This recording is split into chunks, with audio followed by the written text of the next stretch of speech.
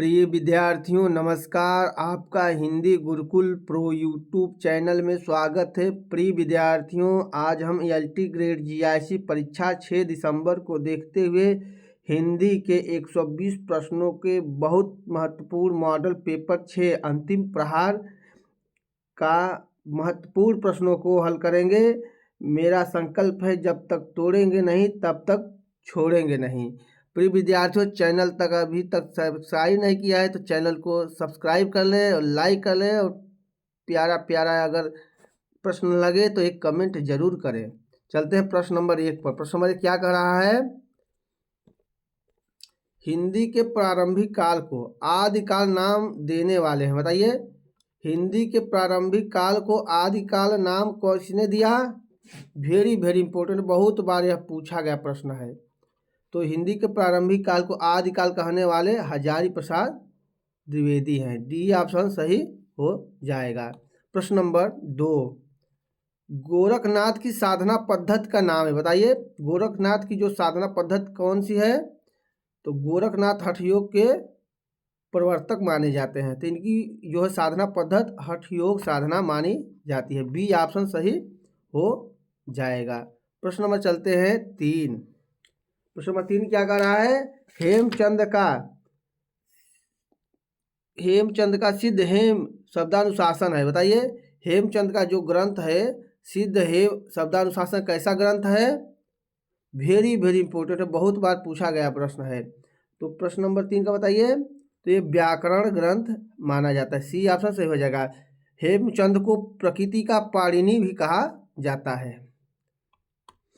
प्रश्न नंबर 4, पाहुड़ दोहा ग्रंथ के रचनाकार कौन थे? बताइए, पाहुड़ दोहा ग्रंथ किसका है? तो पाहुड़ दोहा ग्रंथ है राम सिंह का है। बी ऑप्शन सही हो जाएगा। प्रश्न नंबर 5, मैं हिंदुस्तान की तूती हूँ, अगर तुम्हें कुछ पूछना है तो हिंदवी में पूछो। यह कथन किस लेखक का है? बताइए, वेरी वेरी इंपॉर्टेंट है। बताइए, यह ग्रंथ किस लेखक ने कहा था कि मैं हिंदुस्तान की तूती हूँ? यह कथन जो है अमीर खुसरो का है। सी ऑप्शन सही हो जाएगा।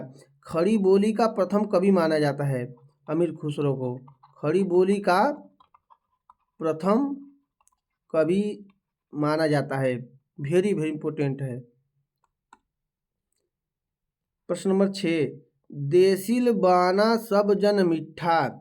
देसी भाषा यहाँ रहेगा। भाषा के मिठास का यह वर्णन करने वाले रचनाकार कौन है? बताइए, यह पंक्ति किसकी है? बहुत बार यह पंक्ति पूछी गई है, वेरी वेरी मोस्ट इम्पोर्टेंट है। तो देसिल बयाना सब जन मिठा किसका पंक्ति है? तो ये विद्यापति की पंक्ति है। डी ऑप्शन सही हो जाएगा। प्रश्न नंबर चलते हैं 7, सारंगधर पद्धति किस विधा की रचना है? बताइए, इसमें विधा पढ़ने।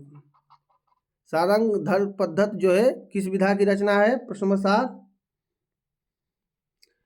ये सुभाषित संग्रह है। बी ऑप्शन सही हो जाएगा। प्रश्न नंबर चलते हैं 8, मैथिल कोकिल नाम से जाने जाते हैं। बताइए, मैथिल कोकिल किन्हें कहा जाता है? मोस्ट इम्पोर्टेंट है, बहुत बार यह परीक्षा में पूछा गया प्रश्न है। तो मैथिल कोकिल जो है विद्यापति को कहा जाता है। किस रचना का कारण उन्हें मैथिली कोकिल कहा जाता है? उनकी एक पदावली जो रचना है ये मैथिली भाषा में, किस भाषा में है? मैथिली भाषा में है, इसीलिए विद्यापति को मैथिल कोकिल कहा जाता है। प्रश्न नंबर 9, बिसल देव रासो की नायिका का नाम है। बताइए, बिसल देव रासो की नायिका का क्या नाम है? तो बिसल देव रासो की नायिका जो है राजमती का नाम है। सी ऑप्शन सही हो जाएगा। बिसल देव रासो पूछा गया है, बहुत मोस्ट इम्पोर्टेंट है कि आदिकाल का वह कौन सा ग्रंथ है जिसके में श्रृंगार रस का वर्णन है? बहुत बार पूछा गया है। आदिकाल का वह ग्रंथ जो है बिसल देव रासो जिसमें श्रृंगार रस का वर्णन है। सी ऑप्शन सही हो जाएगा। प्रश्न नंबर 10, रणमल छंद काव्य के रचनाकार हैं। बताइए, रणमल छंद काव्य किसने लिखा है? तो रणमल छंद जो है श्रीधर का काव्य है। डी ऑप्शन सही हो जाएगा। प्रश्न नंबर 11, प्रिय विद्यार्थियों, चैनल पर यदि नए हैं या अभी तक सब्सक्राइब नहीं किए हैं तो चैनल को सब्सक्राइब करें, लाइक करें और प्रश्नोत्तरी अच्छी लगे तो एक प्यारा प्यारा कमेंट जरूर करें, जिससे हमें मनोबल ऊंचा बढ़ता है और आपको बहुत वीडियो बनाने के लिए मुझे मोटिवेशन मिलता है। कबीरदास के काव्य में विद्यमान भावात्मक रहस्यवाद, बताइए कबीरदास जी के काव्य में जो है भावात्मक रहस्यवाद की झलक का कारण है, क्या कारण है? कबीर ने भावात्मक रहस्यवाद कहाँ से लिया है, बताइए। प्रश्न नंबर 11 का तो जो है ये सूफी सत्संग के प्रभाव से उनमें भावात्मक रहस्यवाद पाया जाता है। बी ऑप्शन सही हो जाएगा। प्रश्न नंबर 12, निर्गुण पंथियों में सबसे अधिक शिक्षित और शास्त्रज्ञ थे, बताइए। निर्गुण पंथियों में सबसे अधिक शिक्षित और शास्त्रज्ञ थे, वेरी वेरी इंपॉर्टेंट है, यह परीक्षा में 10 बार पूछा गया प्रश्न है, बताइए। ये टीजीटी जो है 2021 में पूछा गया प्रश्न है। तो सबसे अधिक पढ़े लिखे कौन थे? तो जो थे सुंदरदास सबसे अधिक पढ़े लिखे थे। सी ऑप्शन सही हो जाएगा। प्रश्न नंबर 13, अगुनहि सगुनहि नहीं कछु भेदा, उक्त किसकी है, बताइए। यह उक्त किसकी है? अगुनहि सगुनहि नहीं कुछ भेदा, वेरी मोस्ट इम्पोर्टेंट पंक्ति है, ये तुलसीदास की पंक्ति है, रामचरितमानस के जो है बाल कांड से ली गई है, ये तुलसीदास की पंक्ति है, ये ऑप्शन सही हो जाएगा।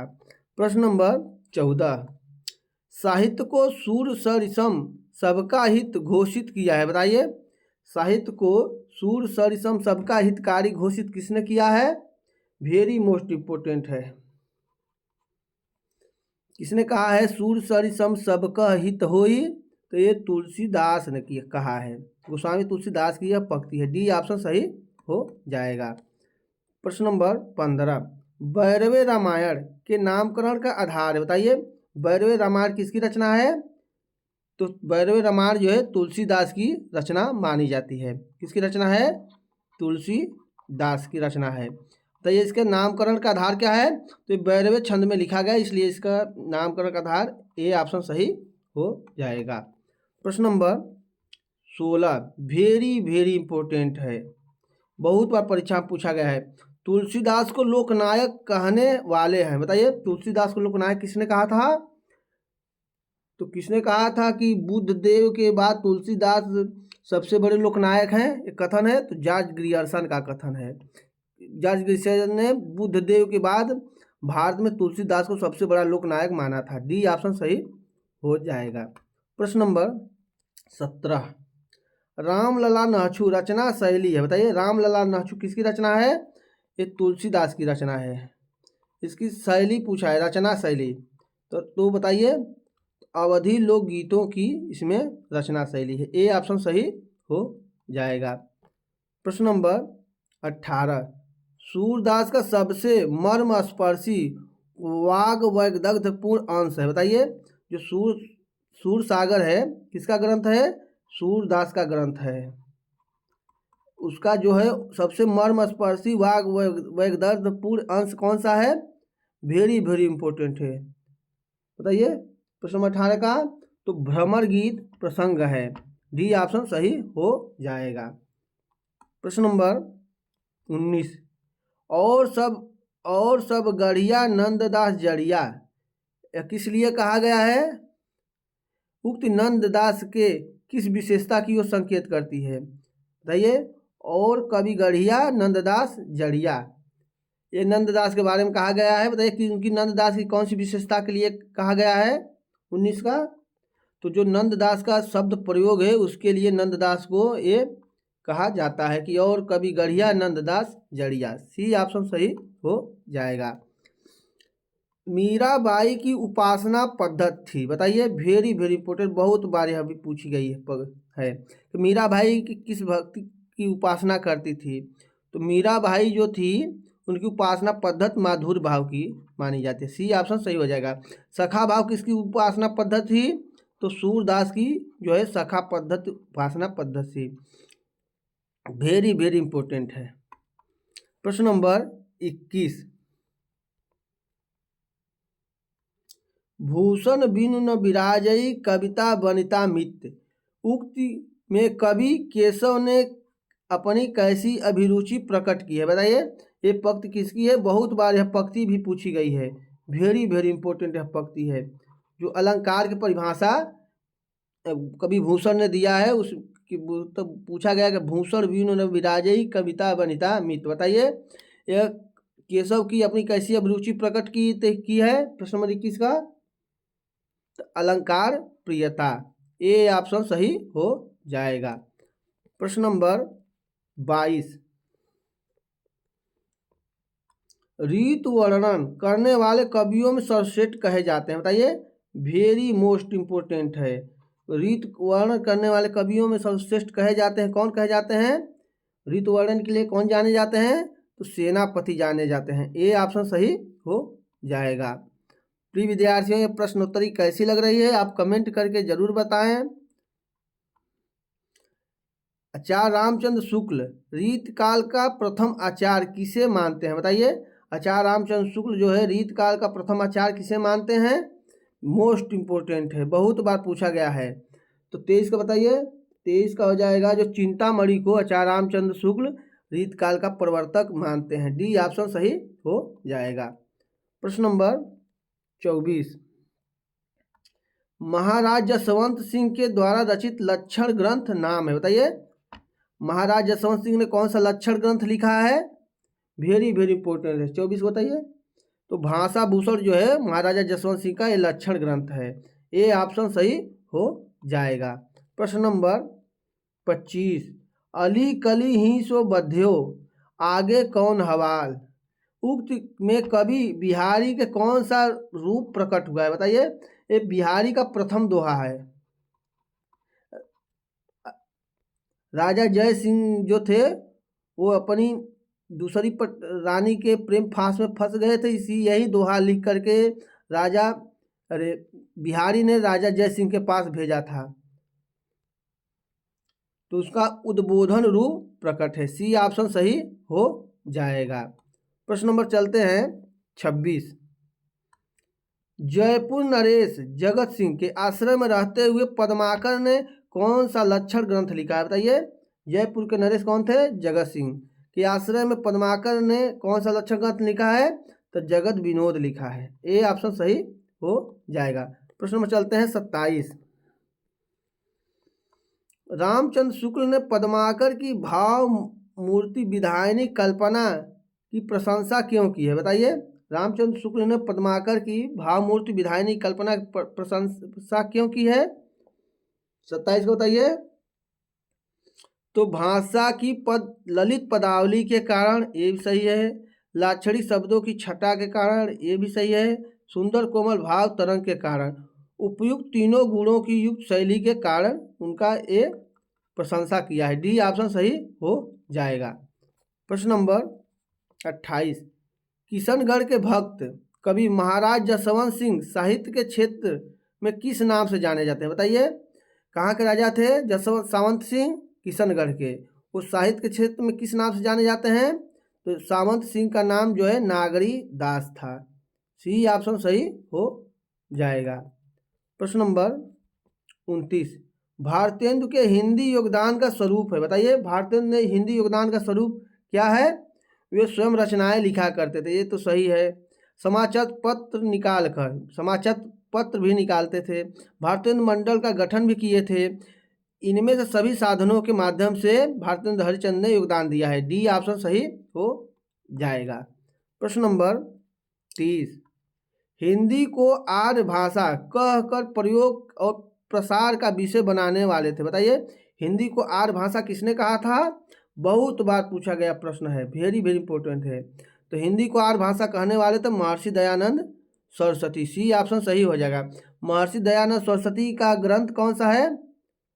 सत्यार्थ प्रकाश को उन्होंने हिंदी भाषा में लिखा था, क्योंकि हिंदी सर्वाधिक भारत में बोली जाने वाली भाषा है, इसलिए उन्होंने हिंदी का प्रचार प्रसार के लिए अपनी ग्रंथ जो है सत्यार्थ प्रकाश को हिंदी भाषा में लिखा था। प्रश्न नंबर 31, हिंदी भाषा में परिमार्जित रूप निर्धारित करने वाली पत्रिका का नाम है। बताइए, हिंदी भाषा के परिमार्जित रूप को निर्धारित करने वाली कौन सी पत्रिका है? मोस्ट इम्पोर्टेंट है। तो ये सरस्वती पत्रिका मानी जाती है।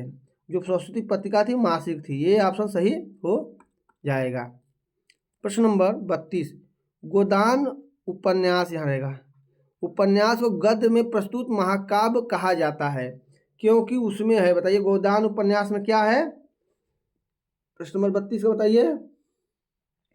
तो भारतीय जनजीवन का यथार्थ चित्रण है, ये सही है।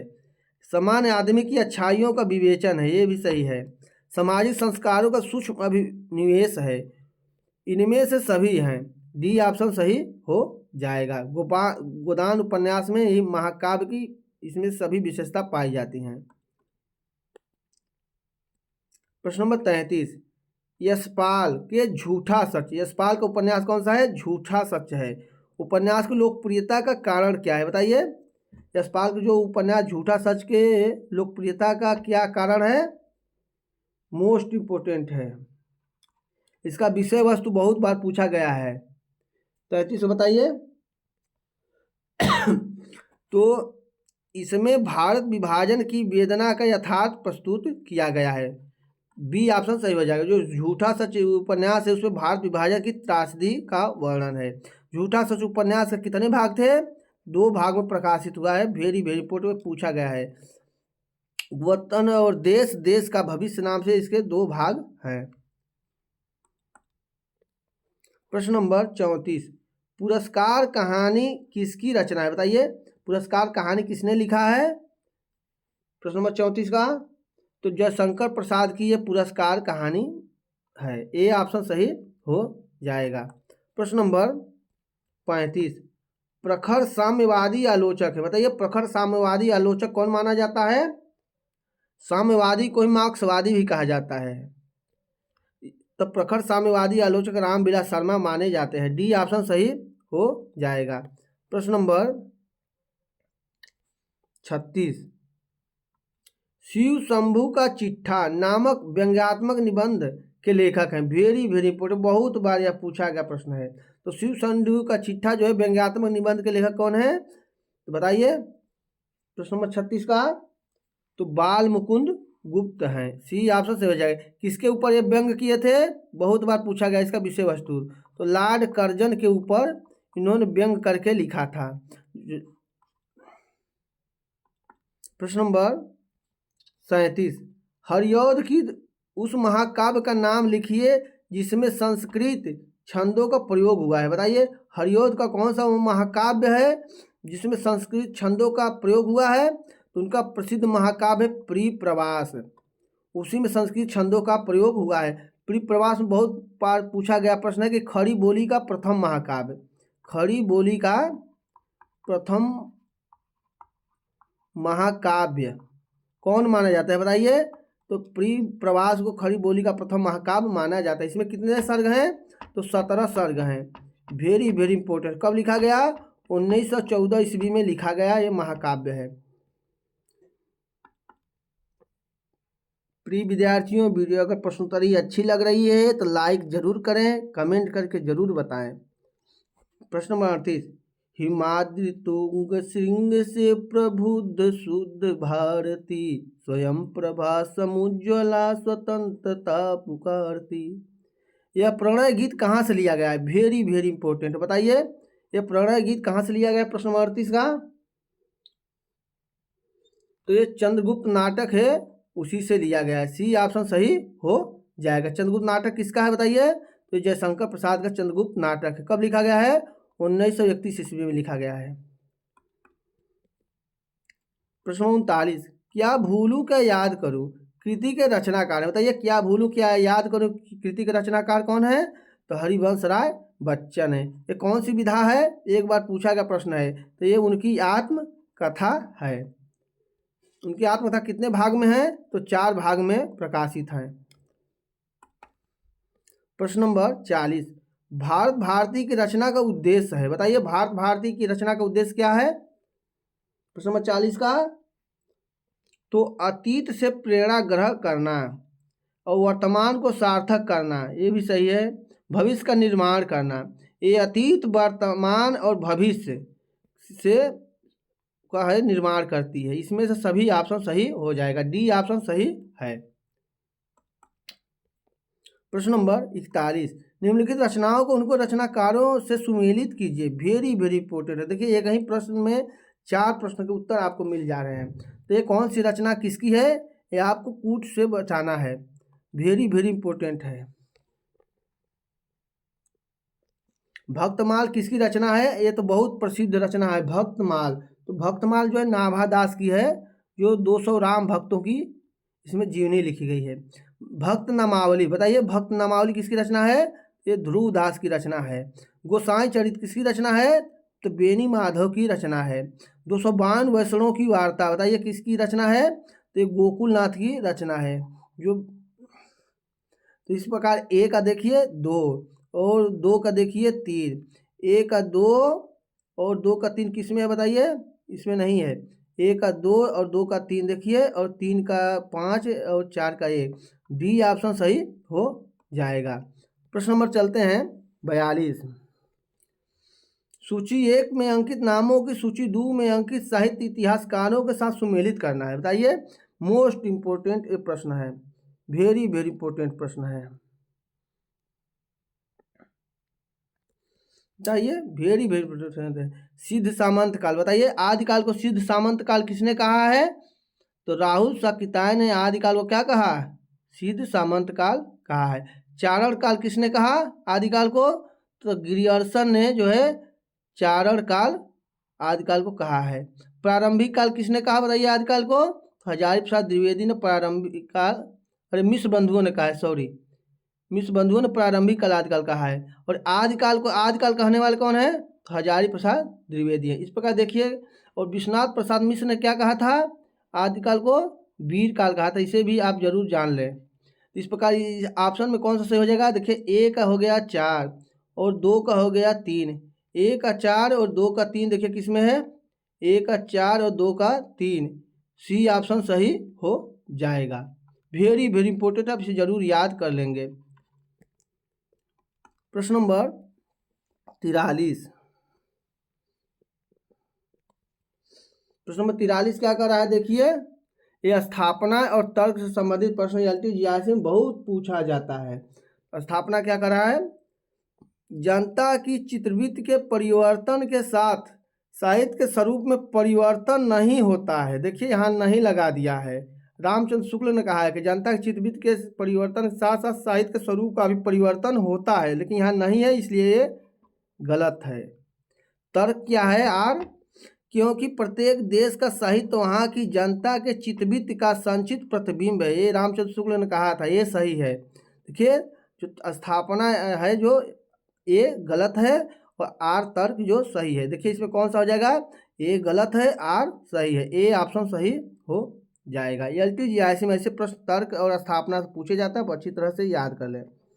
प्रश्न नंबर 44, इस्तवार द ला लितेत्यूर येंदुई हिंदुस्तानी नामक ग्रंथ किस भाषा में लिखा गया है, वेरी मोस्ट इंपोर्टेंट है। बताइए, इस्तवार द ला लितेत्यूर येंदुई हिंदुस्तानी नामक ग्रंथ किस भाषा में लिखा गया है। प्रश्न नंबर 44 का बताइए, तो ये फ्रेंच भाषा में लिखा गया है, डी ऑप्शन सही हो जाएगा। किसने लिखा है, तो गार्सा द तासी ने लिखा है। किसने लिखा है, गार्सा द तासी ने लिखा है, फ्रेंच भाषा में लिखा गया है। हिंदी साहित्य इतिहास का ये प्रथम ग्रंथ माना जाता है। प्रश्न नंबर 45, पहले गाथा या गाहा कहने से प्रकृति का बोध होता था, वैसे ही पीछे कहने से अपभ्रंश या लोक प्रचलित का भाषा का बोध होने लगा। आचार्य शुक्ल ने इस कथन में रिक्त स्थान में होगा, बताइए ये रिक्त स्थान में कौन सा होगा इसमें, बताइए। रामचंद्र शुक्ल का वेरी मोस्ट इंपोर्टेंट है, बहुत बार पूछा गया प्रश्न है। तो इसमें जो होगा सी ऑप्शन सही हो जाएगा। दोहा या दूहा, इसमें भरा जाएगा दोहा या दूहा, कहने से अपभ्रंश और लोक प्रचलित का भाषा का बोध होने लगा। वेरी वेरी इंपॉर्टेंट है, सी ऑप्शन सही हो जाएगा। प्रश्न नंबर 46, निम्नलिखित में किस विद्वान ने सरहपाद को हिंदी का प्रथम कवि माना है। बताइए, सरहपाद मतलब सरहपा को हिंदी का प्रथम कवि किसने माना है, तो जाएगा तो राहुल साकिताय ने सरहपा को हिंदी का प्रथम कवि माना है, डी ऑप्शन सही हो जाएगा। प्रश्न नंबर 47, आचार्य शुक्ल ने रासो शब्द का संबंध किस शब्द से माना है? बताइए। वेरी वेरी इंपॉर्टेंट है, बहुत बार पूछा गया प्रश्न है। रामचंद्र शुक्ल अनुसार रासो शब्द का संबंध किस शब्द से माना है? तो रासो शब्द की उत्पत्ति जो है रामचंद्र शुक्ल ने रसायन से माना है। बी ऑप्शन सही हो जाएगा। प्रश्न नंबर 48, पृथ्वीराज विजय नामक ग्रंथ के आधार पर पृथ्वीराज रासो को अप्रमाणिक रचना मानने वाले विद्वान है? बताइए। वेरी वेरी इंपॉर्टेंट है, ये जीडीसी 2025 में पूछा गया प्रश्न है। उसमें पूछा गया प्रश्न था कि पृथ्वीराज रासो को सर्वप्रथम अप्रमाणिक किसने माना है? तो पृथ्वीराज रासो को सर्वप्रथम अप्रमाणिक मानने वाले थे डॉक्टर बूलर, और पृथ्वीराज विजय नामक ग्रंथ के आधार पर पृथ्वीराज रासो को अप्रमाणिक मानने वाले कौन थे? बूलर ही थे। तो इसका ये ऑप्शन सही हो जाएगा। प्रश्न नंबर चलते हैं 49। प्रश्न नंबर 49 क्या कर रहा है कि गद पद मिश्रित होता है, उसे क्या कहते हैं? और जिसमें गद और पद मिश्रित होता है उसे चंपू काव्य भी कहते हैं। एक बहुत बार पूछा गया प्रश्न है कि गद पद मिश्रित रचना कौन सी है? तो चंपू काव्य है। प्राचीनतम हिंदी कृति कौन है? बताइए। गद पद मिश्रित चंपू काव्य की प्राचीनतम हिंदी कृति कौन सी है? तो राउल वेल मानी जाती है। डी सही हो जाएगा। तो ये राउल वेल एक बार पूछी गई प्रश्न है, ये कैसी कृति है? ये शिलांकित कृति है, आप इसे भी याद करेंगे। शिलांकित कृति है, ये शिला पर लिखी गई है, पत्थर पर लिखी गई कृति है रोडा कवि की। सी ऑप्शन सही हो जाएगा। प्रश्न नंबर 50, देखिए। निम्नलिखित ग्रंथों को उनके रचनाकारों के साथ सुमेलित करना है। वेरी वेरी इंपॉर्टेंट है, ये ग्रंथ है। बिसल देव रासो, बताइए। बिसल देव रासो किसका ग्रंथ है? तो बिसल देव रासो के ग्रंथ के लेखक हैं नरपति नाल। खालिक बारी किसकी रचना है? तो खालिक बारी जो है अमीर खुसरो की रचना है। भारतेश्वर बाहुबली रास किसकी रचना है? बताइए। तो शालिभद्र सूरी की रचना है। दोहा कोश किसकी रचना है? तो सरापा की रचना है दोहा कोश। वेरी वेरी इंपॉर्टेंट प्रश्न है ये। एक ही प्रश्न में देखिए 4 प्रश्न के उत्तर आपको मिल जा रहे हैं। तो इसमें कौन सा ऑप्शन सही हो जाएगा? ए का देखिए 2, और 2 का देखिए 4। ए का देखिए 2 और 2 का 4 आपको मिल गए। ए का 2, 2 का 4, 3 का 3 और 4 का 1। तो बी ऑप्शन सही हो जाएगा। फिर विद्यार्थियों, आज का प्रश्न उत्तरी कैसी लग रही है आप कमेंट करके ज़रूर बताएं। हमारी आपको LTGIC परीक्षा के लिए बहुत बहुत शुभकामनाएं हैं। आप अच्छे स्कोर करके आए माता सरस्वती के आशीर्वाद से। पृथ्वीराज रासो को हिंदी का प्रथम महाकाव्य है ऐसा मानने वाले विद्वान है? बताइए। पृथ्वीराज रासो को हिंदी का प्रथम महाकाव्य किसने माना है इसमें से? बताइए। प्रश्न नंबर 51 का तो आचार्य रामचंद्र शुक्ल ने पृथ्वीराज रासो को प्रथम महाकाव्य माना है। बी ऑप्शन सही हो जाएगा। प्रश्न नंबर 52, कौन सा ग्रंथ आचार्य हजारी प्रसाद द्विवेदी द्वारा नहीं लिखा गया है? नहीं को हमेशा आप घेर देंगे क्योंकि नकारात्मक पर्सनैलिटी जैसे बहुत आपको कंफ्यूज करते हैं। इसमें कौन नहीं लिखा गया हजारी प्रसाद द्विवेदी द्वारा? तो हिंदी साहित्य का जो है दूसरा इतिहास हजारी प्रसाद द्विवेदी ने नहीं लिखा। ए ऑप्शन सही हो जाएगा। किसका है? तो ये बच्चन सिंह का ग्रंथ है। किसका है? बच्चन सिंह का साहित्य इतिहास ग्रंथ है। हिंदी साहित्य की भूमिका हजारी प्रसाद द्विवेदी ने लिखा है। हिंदी साहित्य का उद्भव और विकास हजारी प्रसाद द्विवेदी का है। हिंदी साहित्य का आदिकाल जो है हजारी प्रसाद द्विवेदी का है। ये तीनों ग्रंथ जो है हजारी प्रसाद द्विवेदी के हैं और ये हिंदी साहित्य का दूसरा इतिहास बच्चन सिंह का है। ये ऑप्शन सही हो जाएगा।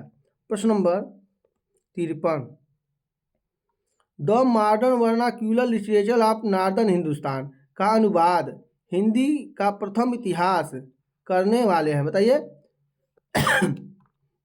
The modern vernacular literature of northern Hindustan किसका ग्रंथ है? तो ये ग्रियर्सन का ग्रंथ है। किसका है? ग्रियर्सन का ग्रंथ है। वेरी वेरी प्रश्न है। ग्रियर्सन का ग्रंथ है। इसका हिंदी में अनुवाद हिंदी साहित्य का प्रथम इतिहास नाम से करने वाला कौन था? वेरी मोस्ट इम्पोर्टेंट, बहुत बार यह पूछा गया प्रश्न है। तो ग्रियर्सन के जो है इतिहास को हिंदी में हिंदी साहित्य का प्रथम इतिहास नाम से किसने? बताइए। तो किशोरीलाल गुप्त ने किया है अनुवाद। डी ऑप्शन से कब किया है? 1957 ईस्वी में किया है। प्रश्न नंबर 54, स्वतंत्र पुस्तक के रूप में प्रकाशित होने से पूर्व आचार्य रामचंद्र शुक्ल का हिंदी साहित्य का इतिहास किस रूप में प्रकाशित हुआ? मोस्ट इम्पोर्टेंट है, मोस्ट इम्पोर्टेंट है, बहुत बार यह पूछा गया प्रश्न है। तो स्वतंत्र पुस्तक के रूप में प्रकाशित होने से पूर्व आचार्य रामचंद्र शुक्ल का हिंदी साहित्य का इतिहास किस रूप में प्रकाशित हुआ? बताइए। हिंदी शब्द सागर की भूमिका के रूप में प्रकाशित हुआ। बी ऑप्शन सही हो जाएगा। प्रश्न नंबर 55, 16वीं 17वीं सदी के युग को, भक्ति काल को, 16वीं सदी के 16वीं 17वीं के युग को क्या कहा जाता है? भक्ति काल कहा जाता है। उसी भक्ति काल को हिंदी काव्य का स्वर्ण युग, देखिए हिंदी काव्य का स्वर्ण युग मानने वाले प्रथम विद्वान है। तो ये भक्ति काल को हिंदी का स्वर्ण युग किसने कहा था? थोड़ा घुमा कर पूछता है प्रश्न, तो आप इसे विचलित नहीं होइएगा। तो जॉर्ज ग्रियर्सन ने भक्ति काल को स्वर्ण काल कहा था। जी, सी ऑप्शन सही हो जाएगा। प्रश्न नंबर 56, हिंदी रीत ग्रंथों की परंपरा चिंतामणि त्रिपाठी से चली, अतः रीत काल का आरंभ उन्हीं से मानना चाहिए। यह कथन लेखक का, बताइए ये कथन किस लेखक का है? वेरी मोस्ट इम्पोर्टेंट है, बहुत बार पूछा गया प्रश्न है। तो हिंदी रीत ग्रंथों की परंपरा चिंतामणि त्रिपाठी से चली, अतः रीत काल का प्रारंभ उन्हीं से मानना चाहिए। तो किसका कथन है? आचार्य रामचंद्र शुक्ल का कथन है। आचार्य रामचंद्र शुक्ल ने रीत काल का प्रवर्तक चिंतामणि त्रिपाठी को ही माना है। किसका प्रवर्तक? रीत काल का प्रवर्तक भी उन्हें माना है। वेरी वेरी इंपॉर्टेंट है, आप इसे जरूर याद कर लीजिएंगे। ए ऑप्शन सही हो जाएगा। प्रश्न नंबर, देखिए स्थापना और तर्क से संबंधित है, आप इसे अच्छी तरह से जरूर हल करें। प्रश्न नंबर 57 क्या कर रहा है?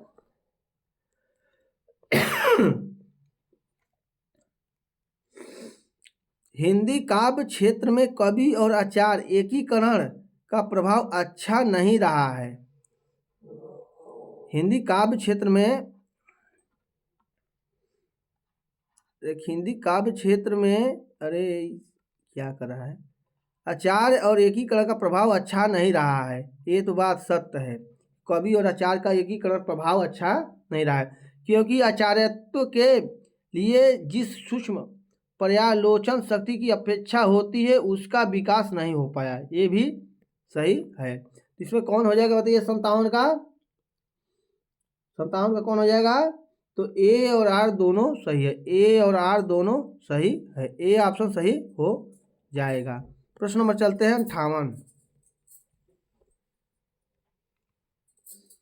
आचार्य रामचंद्र शुक्ल ने आधुनिक काल का सबसे प्रधान साहित्य घटना किसे माना है? बताइए। वेरी वेरी इंपॉर्टेंट है, आज की प्रस्तुति बहुत इंपॉर्टेंट है। बताइए, आचार्य शुक्ल ने आधुनिक काल की सबसे प्रधान साहित्यिक घटना किसे माना है? तो गद्य के आविर्भाव को माना है। डी ऑप्शन सही हो जाएगा। प्रश्न नंबर 59, आदिकाल में खड़ी बोली को काव्य की भाषा बनाने वाले पहले कवि कौन है? वेरी वेरी इंपॉर्टेंट प्रश्न है। तो आदिकाल में खड़ी बोली काव्य भाषा बनाने वाले प्रथम कवि जो हैं अमीर खुसरो माने जाते हैं। बी ऑप्शन सही हो जाएगा। प्रश्न नंबर 60, प्रश्न नंबर 60, आध्यात्मिक रंग के चश्मे आजकल बहुत सस्ते हो गए हैं, उन्हें चढ़ाकर जैसे कुछ लोगों ने गीत गोविंद के पदों को आध्यात्मिक संकेत बताया है, वैसे ही विद्यापति के इन पदों को शुक्ल जी उक्त कथन का आशय है। वेरी मोस्ट इम्पोर्टेंट है, बहुत बार पूछा गया कथन है कि यह कथन किसका है, तो आप इसे याद कर लेंगे। ये रामचंद्र शुक्ल का कथन है। बहुत बार यह पूछा गया प्रश्न है, 8-10 बार पूछा गया प्रश्न है कि ये किसका कथन है। बताइए, ये कथन जो है रामचंद्र शुक्ल का है। यह शुक्ल जी ने उक्त कथन का आशय क्या है, किस विषय में कहना चाहते हैं? तो उन्होंने, शुक्ल जी ने विद्यापति के पद को अधिकतर श्रृंगारिक के ही हैं। इनका कहने का आशय है कि विद्यापति के पद जो है अधिकतर श्रृंगारिक है। इसी ऑप्शन सी सही हो जाएगा। प्रश्न नंबर 61, कबीर परिचय के रचनाकार कौन है? बताइए, कबीर परिचय किसकी रचना है? प्रश्न नंबर 61 का तो अनंत दास की ये रचना है। बी ऑप्शन सही हो जाएगा। प्रश्न नंबर 62, कबीर के परलोकवास होने पर उनकी गद्दी किन्हें मिली? बताइए, कबीर का जब देहावसान हो गया, जब परलोकवास हो गए, जब मृत्यु को प्राप्त हो गए, तो उनकी गद्दी ने किसके मिली? उनका उत्तराधिकारी किसी कौन सा बना?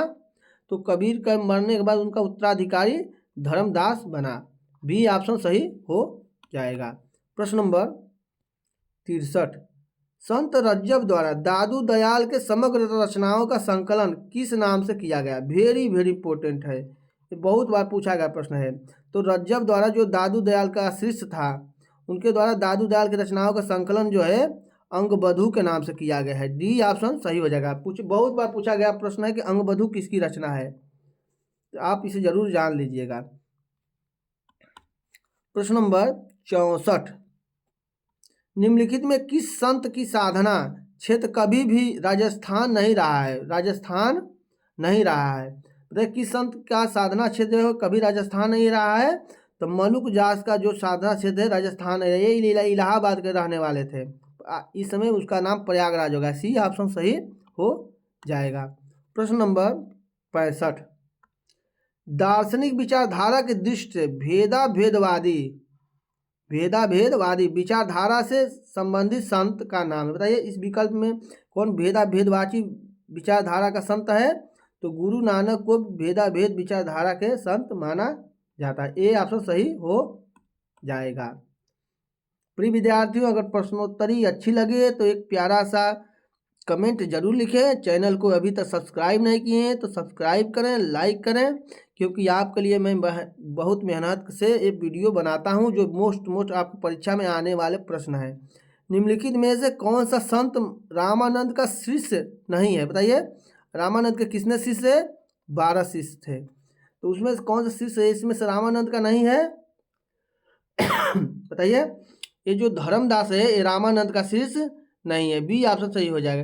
ये किसका शिष्य है? एक कबीर का शिष्य है। प्रश्न नंबर 67, निम्नलिखित ग्रंथों में उनके रचनाकारों के साथ सुमेलित करते हुए सही विकल्प को चुनिए। वेरी वेरी इंपॉर्टेंट ये प्रश्न है। देखिए, आपको 4 रचनाएं सूफी काव्य की मिल रही हैं। वेरी वेरी इंपॉर्टेंट, आपको सही लगाना है। मृगावती, बताइए मृगावती किसकी रचना है? मोस्ट इंपोर्टेंट है, आप इसे जरूर याद करेंगे। तो मृगावती जो है कुतुबन की रचना है। सत्यवती कथा किसकी रचना है? बताइए, तो सत्यवती कथा किसकी रचना है? प्रश्न नंबर बताइए। तो सत्यवती कथा जो है ईश्वर दास की रचना मानी जाती है। चंदान किसकी रचना है? तो मुल्ला दाऊद की रचना मानी जाती है। हंसावली किसकी रचना है? बताइए, असाइद की रचना हंसावली है। इस प्रकार देखिए, 1 का 5 और 2 का 1, 1 का 5 और 2 का 1 कौन सा है? तो 1 का देखिए 5, 2 का 1 कौन सा है? बताइए, तो कौन सा हो जाएगा?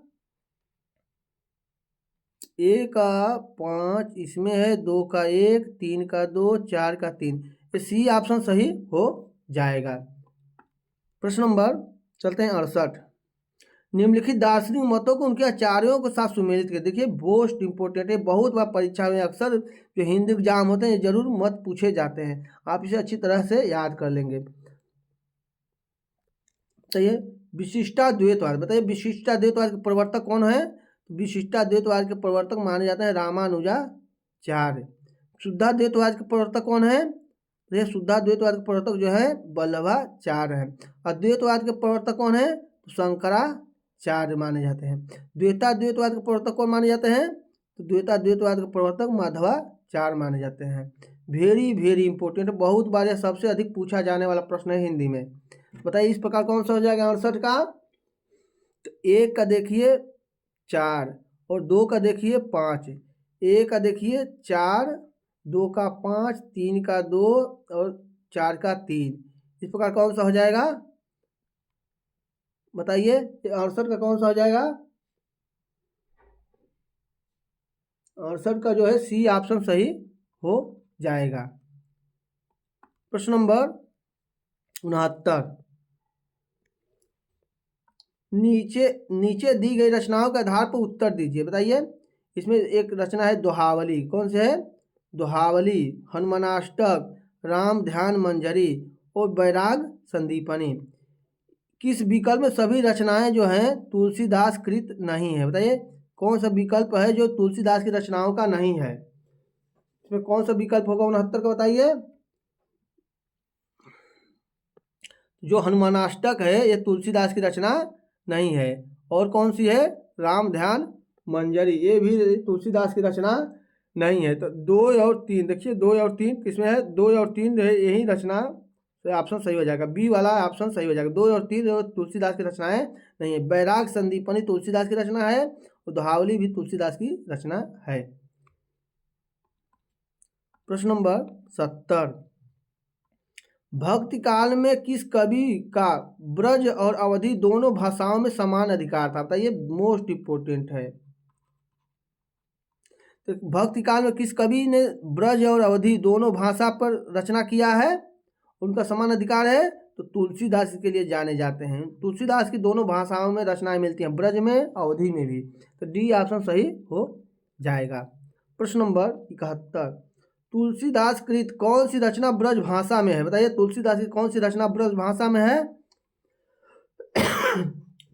वेरी वेरी इंपॉर्टेंट है। तो तुलसीदास की जो गीतावली है ये ब्रज भाषा में रचनाएं हैं। तुलसीदास की जो वली नाम से रचनाएं हैं सभी ब्रज भाषा में पाई जाती है। आप इसे जरूर ट्रिक से याद करेंगे। प्रश्न 72, कर्म योग पुण्य ज्ञान उपासन सबहि भ्रम भरमायो। बताइए, कर्म योग पुण्य ज्ञान उपासन सबहि भ्रम भरमायो, इस काव्य पंक्ति के रचनाकार। बताइए, ये किसकी पंक्ति है? वेरी वेरी इंपॉर्टेंट है। तो ये सूरदास की पंक्ति है। सी ऑप्शन सही हो जाएगा। प्रश्न नंबर 73, दादू पंथ का प्रधान पीठ दादू द्वारा कहाँ पर स्थित है? बताइए, दादू पंथ है किसने चलाया था? तो दादू दयाल ने चलाया था। उसकी प्रधान पीठ है कहाँ पर स्थित है? तो नारायणा में है स्थित है। बी ऑप्शन सही हो जाएगा। प्रश्न नंबर 74, अष्टछाप की प्रतिष्ठा करने वाले आचार्य हैं। वेरी वेरी इंपॉर्टेंट है। अष्टछाप की स्थापना करने वाले कौन से आचार्य हैं? तो अष्टछाप की प्रतिष्ठा करने वाले आचार्य है गुसाई विठल नाथ। डी ऑप्शन सही हो जाएगा। अष्टछाप की स्थापना कब किए हैं ये पूछा गया प्रश्न है। तो 1565 ईस्वी में किए हैं। वेरी वेरी इंपॉर्टेंट है ये। टीजीटी जो है 2021 में पूछा गया प्रश्न है। प्रश्न नंबर 75, राधा वल्लभ संप्रदाय के प्रवर्तन किसने किया? बताइए, राधा वल्लभ संप्रदाय का प्रवर्तन किसने किया है? तो राधा वल्लभ संप्रदाय का प्रवर्तन हित हरिवंश ने किया है। ए ऑप्शन सही हो जाएगा। प्रश्न नंबर चलते हैं 76, निम्नलिखित में कौन सी रचना मीरा द्वारा रचित गई है? बताइए, कौन सी रचना जो है मीराबाई द्वारा, मीरा मतलब मीराबाई, इसे जरूर आप समझें, मीराबाई की रचना द्वारा नहीं रची गई है। नहीं को हमेशा ध्यान दीजिए। तो देखिए, गीत गोविंद की टीका मीराबाई द्वारा ने रची है। राग सोरठ के पद भी मीराबाई के हैं। नरसिंह जी का मायरा भी मीराबाई का है, लेकिन प्रेम वाटिका मीराबाई का नहीं है। ये किसका है? ये रस खान का है रचना। तो इसका सी ऑप्शन सही हो जाएगा। प्रश्न नंबर 77, इनकी उक्तियां ऐसी लुभावनी हुई कि बिहारी आदि परवर्ती कवि भी उनमें बहुतों का अपहरण करने का लोभ न रोक सके। यह किसका कथन है? बहुत बार पूछा गया है। तो ये रामचंद्र शुक्ल का कथन है। यह रामचंद्र शुक्ल ने उक्ति किस कवि के विषय में कही है?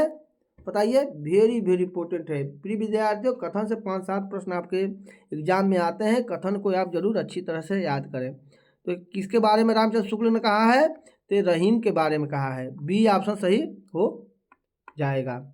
प्रश्न नंबर 78, गोद लिए हुलसी फिरे तुलसी सो सुत हो, इस काव्य पंक्ति के रचनाकार हैं। देखिए, जब तुलसी का नाम आ जाए तब जान जाइए कि ये किसकी है? रहीम का है। डी ऑप्शन सही हो जाएगा। इसकी ऊपर वाली पंक्ति है कौन सी है? सुरती नरती नागती अस चाहत सब कोय, और तुल गोद लिए हुलसी पिरे सो तुलसी सो सुत होय। इसका डी ऑप्शन सही हो जाएगा। प्रश्न नंबर 79, निम्नलिखित में किस ग्रंथ की रचना नंददास ने नहीं की है? वेरी वेरी इंपॉर्टेंट है। इसमें कौन सी नंददास की रचना कौन सी नहीं है 79 में? तो गीत गोविंद की टीका, अनेकार्थ मंजरी, पंचाध्यायी और श्याम सगाई। बताइए इसमें कौन सा हो जाएगा 79 का?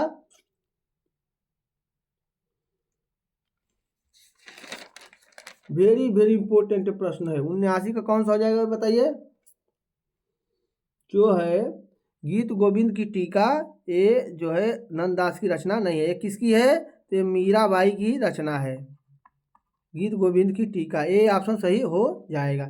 अनेकार्थ मंजरी, श्याम सगाई और राज पंचाध्यायी नंददास की रचनाएं हैं। प्रश्न नंबर 80, निम्नलिखित कौन सा संत अकबर के बुलावे पर फतेहपुर सीकरी गया था? बताइए, मोस्ट इंपोर्टेंट है। तो अकबर के बुलाने पर जो है फतेहपुर सीकरी कौन संत गया था? तो कुंभन दास गए थे। बी ऑप्शन सही होगा। एक इनकी पंक्ति है, कौन सी पंक्ति है बताइए? संतन को कहाँ सीकरी सो काम, संतन को कहाँ सीकरी सीकरी सो काम, किसने कहा था ये पंक्ति? तो कुंभन दास की ये पंक्ति है। कब कहा था? तो अकबर को फतेहपुर सीकरी बुलाने पर कुंभन दास ने कहा था कि हम संतन को कहाँ सीकरी सो काम, इस माया मुँह में हम लोग पढ़ने वाले नहीं, हम लोग तो संत हैं।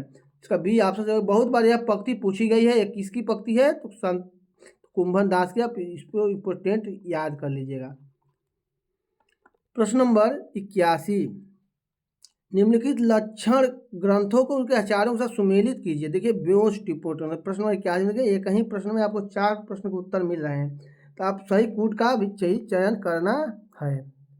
कहिए, कवि कुल कल्पतरु किसकी रचना है? तो कवि कुल कल्पतरु जो है चिंतामणि की रचना है। ललित ललाम, बताइए किसकी रचना है ललित ललाम? तो ये मतिराम की अलंकार ग्रंथ है। भाव विलास किसकी रचना है बताइए? तो भाव विलास देव कवि की रचना है। काव्य निर्णय किसका है? भिखारी दास का रचना है।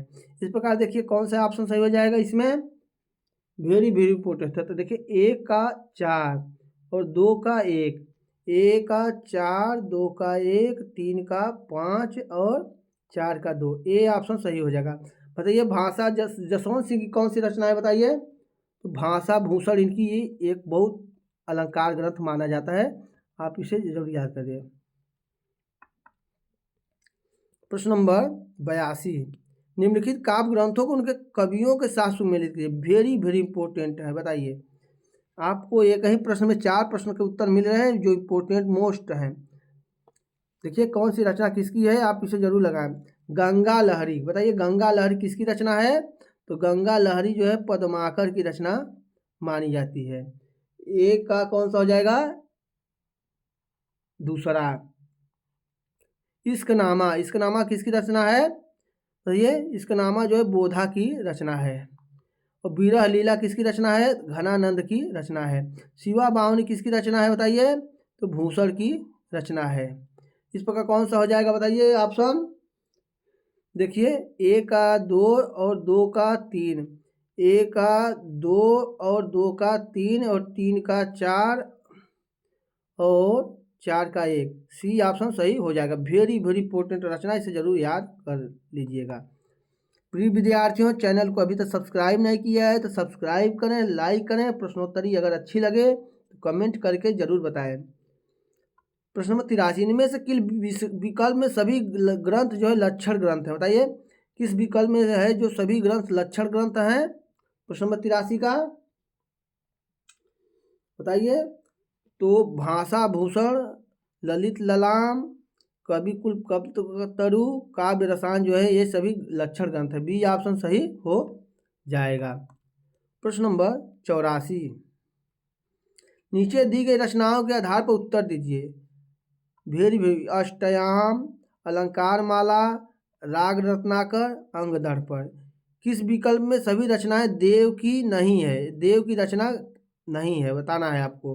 तो ये किस विकल्प में है जो देव की रचनाएं नहीं है? प्रश्न नंबर 84 का वेरी वेरी इंपॉर्टेंट है। किसमें नहीं है बताइए? जो दो है अलंकार माला और आपका अंग दर्पण, ये रसलीन की, ये देव की नहीं है। अंग दर्पण तो रसलीन की कवि की रचना है, इसलिए इसमें हो जाएगा 2 और कौन हो जाएगा बताइए? 2 और 4 हो जाएगा। डी ऑप्शन सही हो जाएगा। ये रचनाएं देव की नहीं है। प्रश्न नंबर 85, किस कवि का यश उसकी रचनाओं के परिणाम के हिसाब से नहीं होता बल्कि गुण के हिसाब से होता है? शुक्ल जी, यह कथन किस रीतकालीन कवि के संबंध में है? बताइए, शुक्ल जी ने किस कवि के संबंध में कहा है? वेरी वेरी इंपॉर्टेंट प्रश्न है। किस कवि का यश जो है उसकी रचनाओं के परिमाण के हिसाब से नहीं बल्कि गुण के हिसाब से होता है? यह शुक्ल जी ने कथन किस रीतकालीन कवि के संबंध में कहा है? तो बिहारी के संबंध में किया है। बिहारी केवल एक रचना करके, कितनी रचना है बिहारी की? एक रचना है। कौन सी रचना है?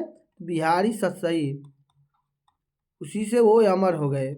इसी प्रकार से रामचंद्र शुक्ल ने कहा है कि शुक्ल जी की कवि यश कीर्ति पर उसके परिणाम के हिसाब से नहीं है बल्कि उनके गुण के हिसाब से मानी जाती है, इसलिए सी ऑप्शन सही हो जाएगा। प्रश्न नंबर 86, देखिए, जन्म काल के अनुसार इन कवियों का सही कालानुक्रम है।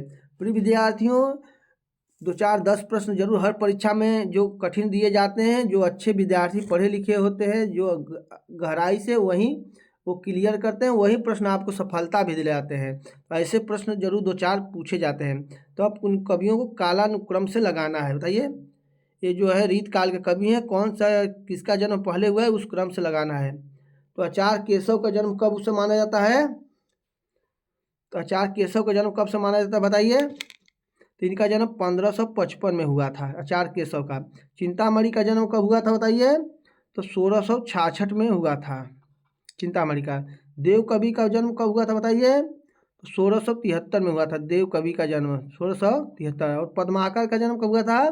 1753 में माना जाता है। इस प्रकार से बी ऑप्शन सही हो जाएगा। पहले केशव आएंगे, इसके बाद चिंतामणि, इसके बाद देव और इसके बाद पद्माकर। प्रश्न नंबर 87, स्थापना और तर्क से संबंधित है, आप इसे अच्छी तरह से याद करेंगे।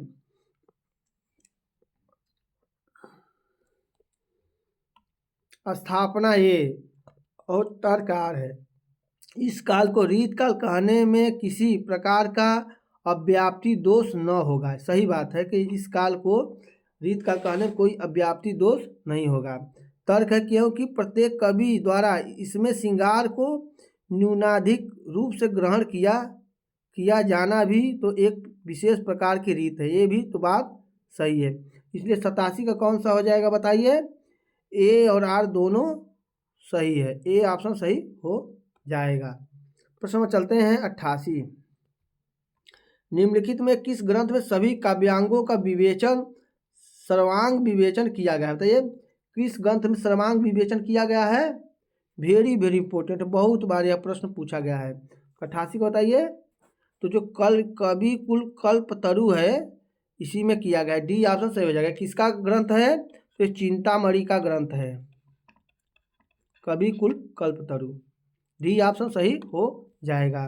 प्रश्न नंबर 89, आगे के सुकवि रिझिहें, आगे के सुकवि रिझिहें तो कविताई न तो राधिका कन्हाई सुमिरन को बहानो है। ये पंक्ति किसकी है? वेरी वेरी इंपॉर्टेंट है, बहुत बार पूछी गई पंक्ति है। तो आगे के सुकवि रिझिहें तो कविताई न तो राधिका कन्हाई सुमिरन को बहानो है। एक काव्य पंक्ति के रचयिता कौन है बताइए? प्रश्न नंबर 89 का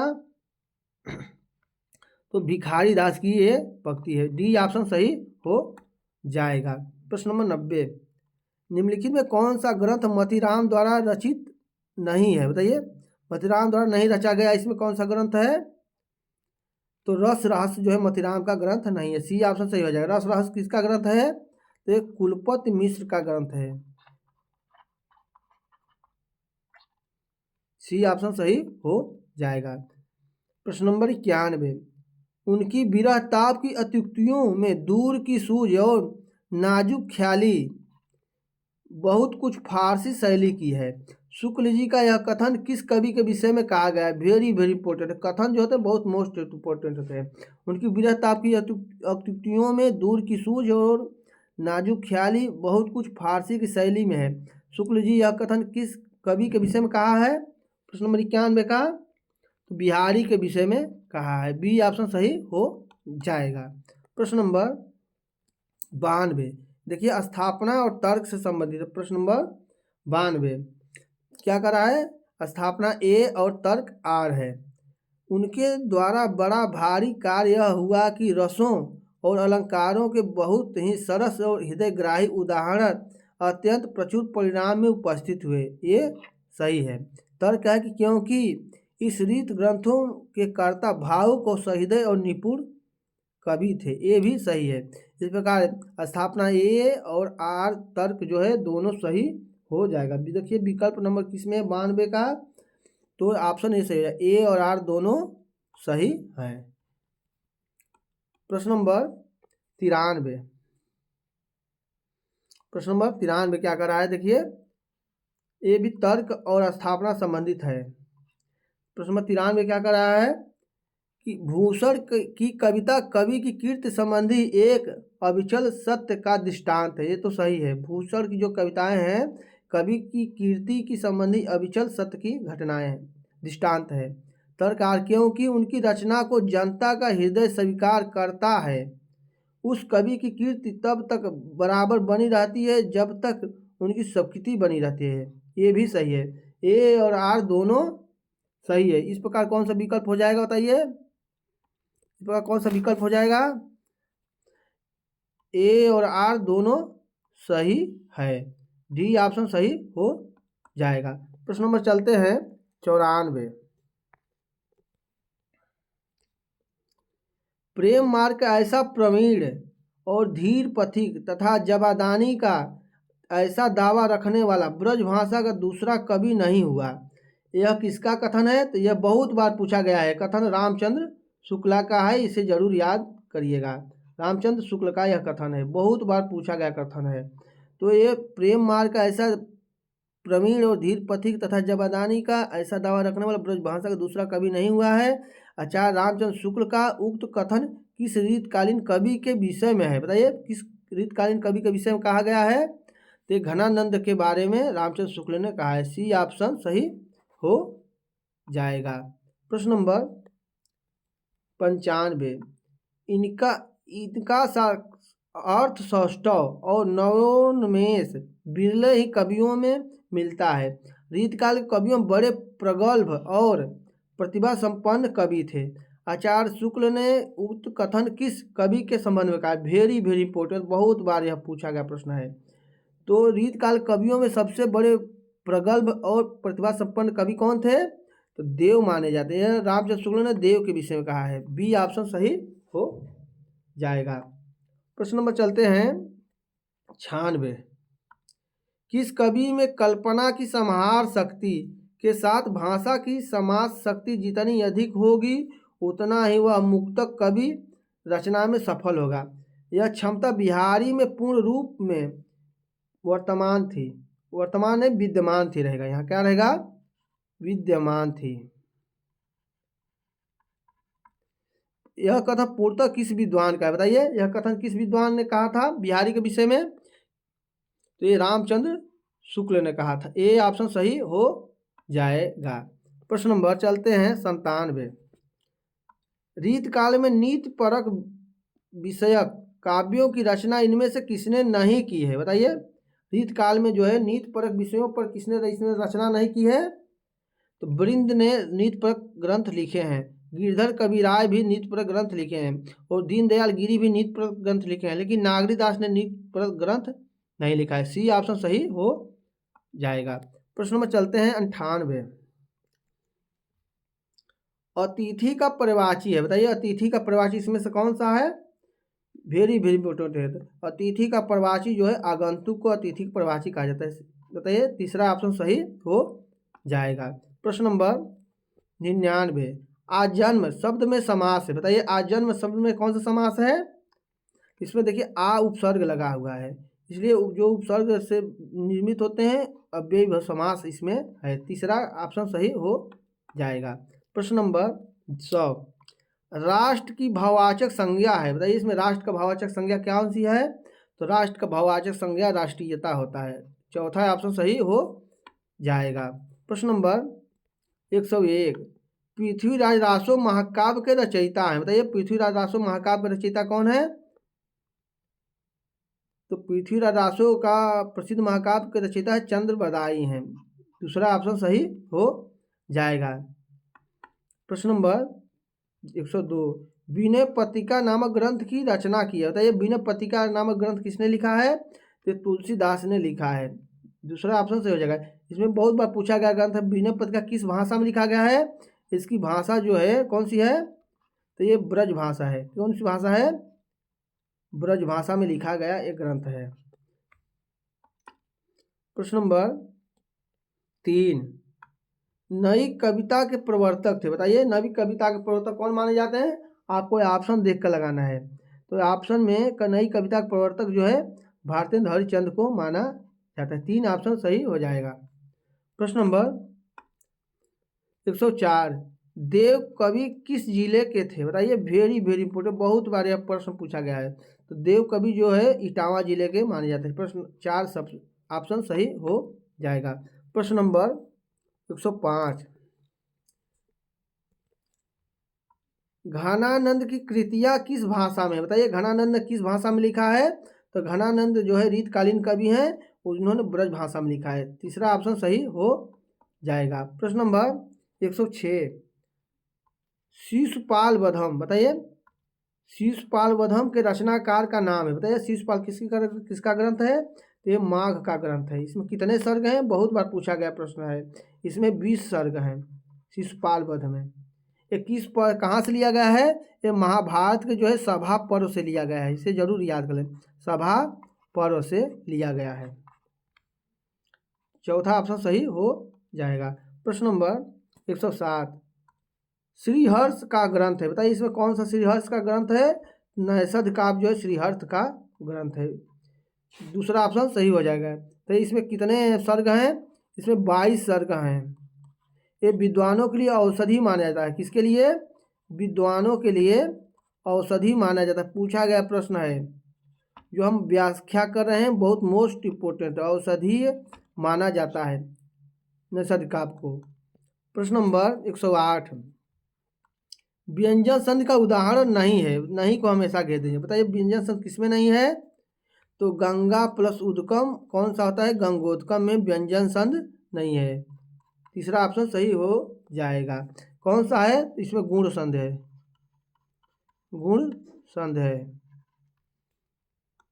प्रश्न नंबर 109, स्वसयस्तु का संधि विच्छेद होगा, बताइए इसका संधि विच्छेद क्या हो जाएगा? वेरी वेरी इंपोर्टेंट, बहुत बार यह पूछा गया प्रश्न है।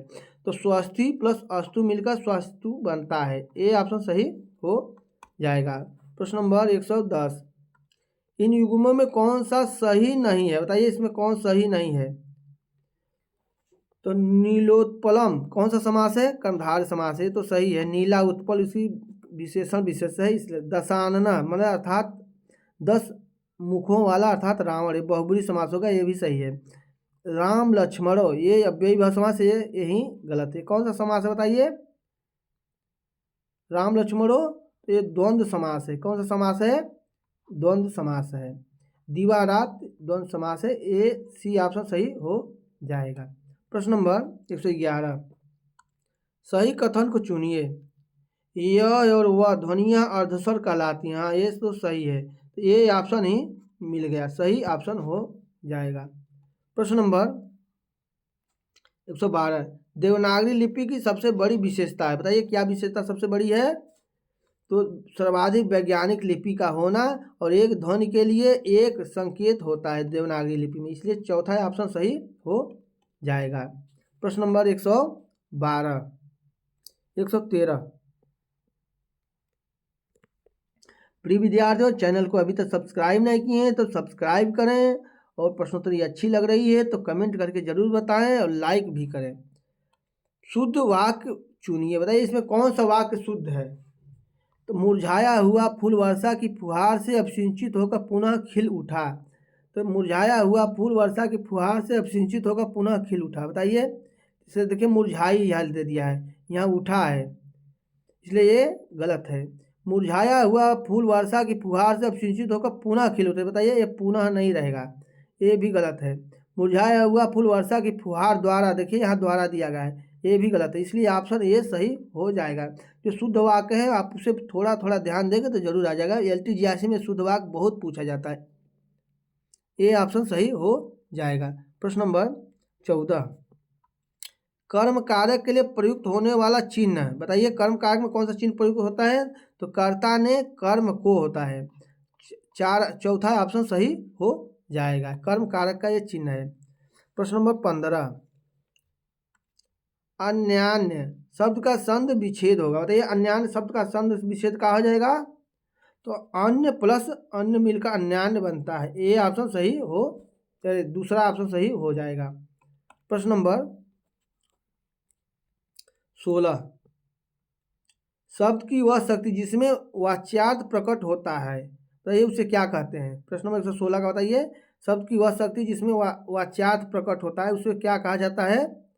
तो उसे अभिधा कहा जाता है, चौथा ऑप्शन सही हो जाएगा। वाच्यार्थ में जो बोला जाता है वहीं पढ़ा भी जाता है, और जो साधारण होता है जो समझने में बहुत जल्दी हमको समझ में आ जाता है उसे वाच्यार्थ कहते हैं, इसलिए चौथा ऑप्शन सही हो जाएगा।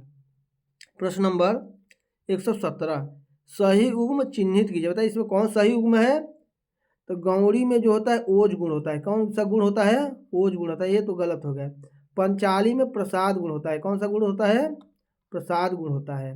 गौड़ी में भी ओज गुण पाया जाता है, इसलिए एक गलत है। तो वैदर्भी जो है इसमें माधुर गुण पाया जाता है, ए ऑप्शन सही हो जाएगा, एक का ए हो गया। प्रश्न नंबर 118, श्रृंगार रस का स्थायी भाव है, बताइए श्रृंगार रस का स्थायी भाव कौन सा है। तो श्रृंगार रस का स्थायी भाव रति माना जाता है, दूसरा ऑप्शन सही हो जाएगा। प्रश्न नंबर 119, अनुभाव के दो भेद होते हैं, बताइए कौन कौन से दो भेद होते हैं अनुभाव के। बहुत बार पूछा गया प्रश्न है, वेरी वेरी इंपॉर्टेंट है। तो अनुभाव के जो भेद होते हैं, एक कायिक होता है, एक सात्विक अनुभाव होता है, तीसरा ऑप्शन सही हो जाएगा। तो बताइए सात्विक अनुभाव कितने होते हैं, बहुत बार पूछा गया सात्विक अनुभाव के भेद, तो इसके 8 भेद माने जाते हैं। प्रश्न नंबर 120, बताइए प्रश्न नंबर 120 क्या करा है, अनुष्टम है, अनुष्टम कैसा क्या है, बताइए 120 का। तो अनुष्टम एक छंद है, ये ऑप्शन सही हो जाएगा। प्रिय विद्यार्थियों यह प्रश्नोत्तरी कैसी लगी आप कमेंट करके ज़रूर बताएं। चैनल को अभी तक सब्सक्राइब नहीं किया तो सब्सक्राइब करें, लाइक करें, और आपको पूरी प्रश्नोत्तरी देखने के लिए धन्यवाद। आप LTGIC 6 दिसंबर की महत्वपूर्ण परीक्षा को क्रैक करें, भगवान ईश्वर की कृपा से आपकी हमेशा पदोन्नत हो, इसीलिए आपसे लेता हूँ विदा। जय हिंद, जय भारत, नमस्कार, राधे राधे।